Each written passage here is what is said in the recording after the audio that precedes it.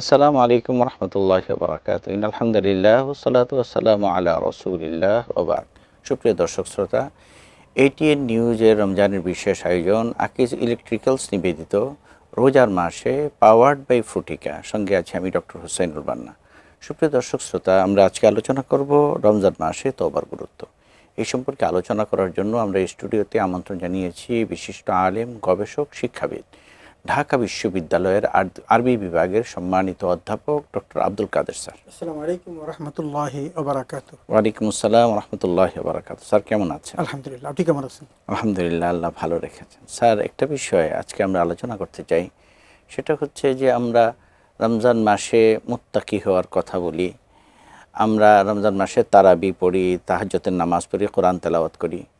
অথচ রমজানের আগেই আমাদের যে লাইলাতুন নিসফি শাবান, শবে বরাতই আল্লাহ সুবহানাহু ওয়া তাআলা রাসূল পাক সাল্লাল্লাহু আলাইহি ওয়াসাল্লামকে জানিয়ে দিয়েছেন যে সকলকে আল্লাহ মাফ করবেন, কিন্তু দুই ধরনের লোককে মাফ করবেন না, মুশরিক এবং মুশাহিন, হিংসুক যে। তো এই যে হিংসা থেকে ভিতরের যে আমাদের বিভিন্ন রকমের আছে, ত্রুটিগুলো আছে, তার থেকে যে নিজেকে মুক্ত করে রমজান মাসে আমাদের তওবার গুরুত্ব দেওয়া উচিত, এটা অনেক সময় আমরা দিই না। এই বিষয়টি সম্পর্কে আপনি ধন্যবাদ। আসলে চমৎকার একটা বিষয় আপনি উপস্থাপনা করেছেন, বিশেষ করে তওবার কথাটা বলছেন। তওবা করার কারণটা কি রমজান মাসে, সেটা কিন্তু এই নিসফি মিন শাবান সেখানে প্রতিফলিত হয়েছে। রাসূল আকরাম সাল্লাল্লাহু আলাইহি ওয়াসাল্লামের এই হাদিস কেনা অনেকে বিতর্ক করার পরও এই হাদিস কেনা কিন্তু বিশুদ্ধ হাদিস হিসেবে স্বীকৃত। জি, হাসান দরজার হাদিস। জি, ইন্নাল্লাহা লা ইয়াক্তালু ফি লাইলাতিন নিসফি মিন শাবান ফায়াগফিরু লিজামিই খালকিহি ইল্লা লিমুশরিকিন ওয়া মুশাহিরিন।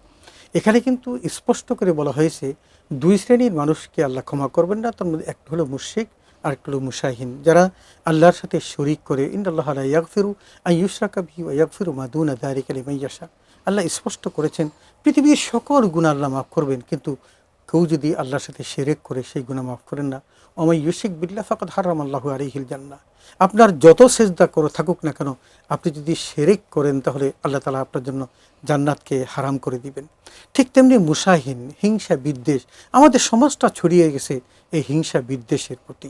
অন্যের সম্পদ দেখলে আমার হিংসা, অন্যের যশ খ্যাতি দেখলে হিংসা, অন্যের প্রভাব প্রতিপত্তি দেখলে হিংসা। অথচ আল্লাহ তাআলা মানুষের প্রত্যেককে, একটা ফ্যামিলির মধ্যে কিন্তু আল্লাহ তাআলা একে অন্যের উপর সম্মান, প্রতিপত্তি এটা পরিবর্তন বাড়িয়ে দিয়েছেন এবং স্পষ্ট জানিয়ে দিয়েছেন, ওয়ালা তাতামান্নাউ মা ফাদ্দালাল্লাহু বা'দাকুম আলা বা'দ।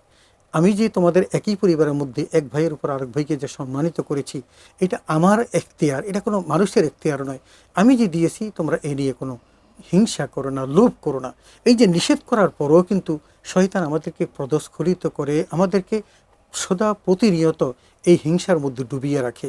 এই হিংসা মুক্ত হওয়ার জন্য কিন্তু এই মেসেজটা এসেছে। আমরা যদি এই লাইলাতুন নিসফি মিন শাবানের মর্যাদা পেতে চাই, পুরা কল্যাণ লাভ করতে চাই, তাহলে দুটো জিনিস থেকে বেঁচে থাকতে হবে, একটা হলো শিরক আর একটা হলো হিংসা বিদ্বেষ। রাসূল আকরাম সাল্লাল্লাহু আলাইহি ওয়াসাল্লাম বলছেন, আল হাসাদু ইয়াকুলুল হাসানাত কামা তাকুলুন নারুল হাতাব, যে হিংসা মানুষের আমলনামাকে এভাবে পুড়িয়ে দেয় যেমন আগুন কাঠকে পুড়িয়ে দেয়।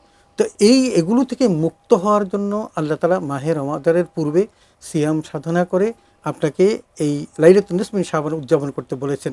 এখন এটা কি? এটা হলো গুনাহ মুক্তির একটা বারতা। আপনি যদি এই লাইলাতুন নিসফি মিন শাবানের মর্যাদা পেতে চান, তাহলে হিংসা দূর করবেন, শিরক দূর করবেন।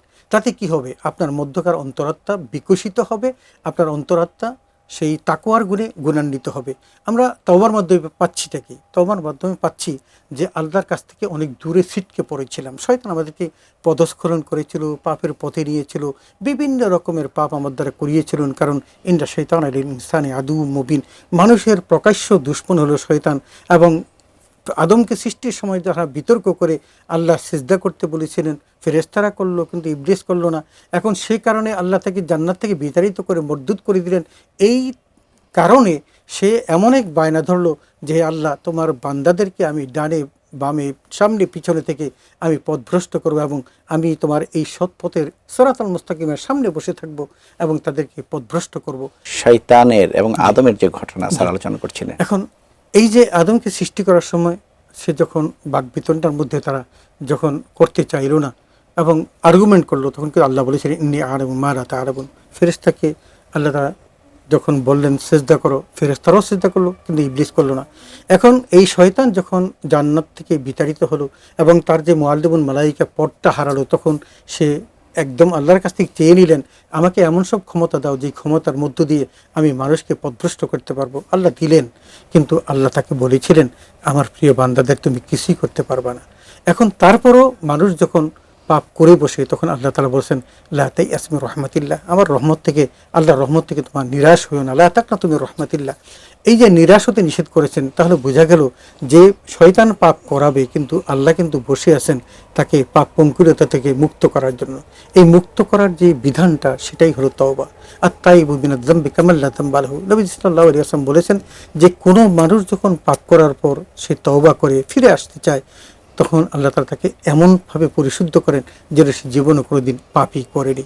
এখন এই জন্য আল্লাহ কি বলেছেন আমাদেরকে? তওবাতান নাসুহা করতে বলছেন, ইয়া আইয়ুহাল্লাযীনা আমানু তুবু ইলাল্লাহি তাওবাতান নাসুহা আসা রাব্বুকুম আন ইউকাফির আনকুম সাইয়্যাতিকুম ওয়া ইউদখিলাকুম জান্নাতিন তাজরি মিন তাহতিহাল আনহার। স্পষ্ট জানিয়েছেন, হে ঈমানদারগণ, তোমরা তওবাতান নাসুহা করো।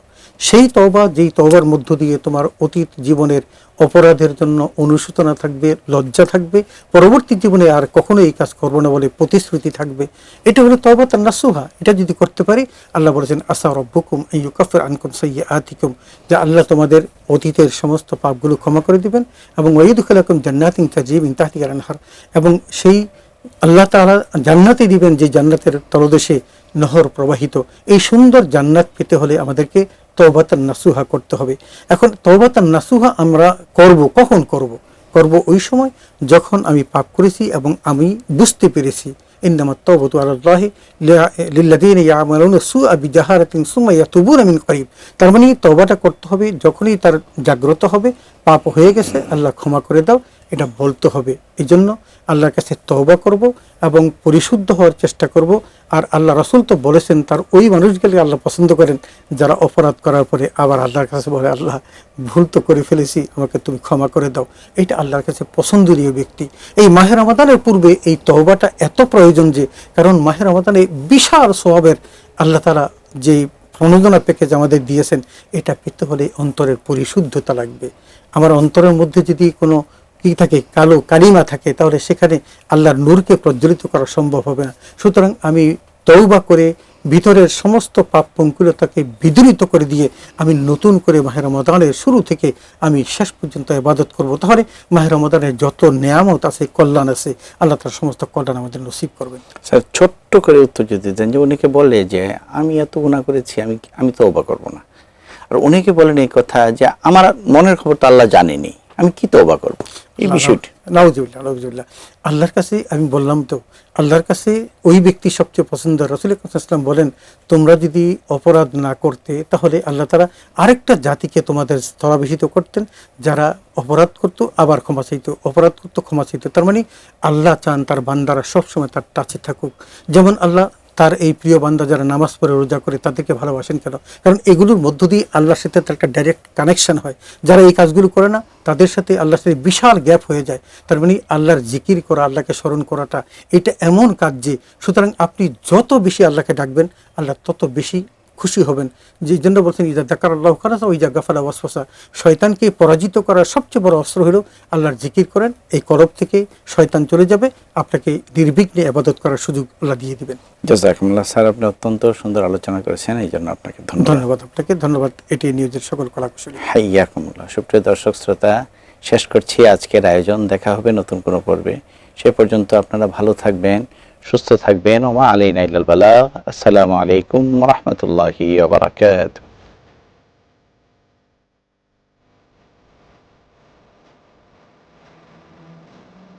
সৌজন্যে Akij electricals, powered by Frutika.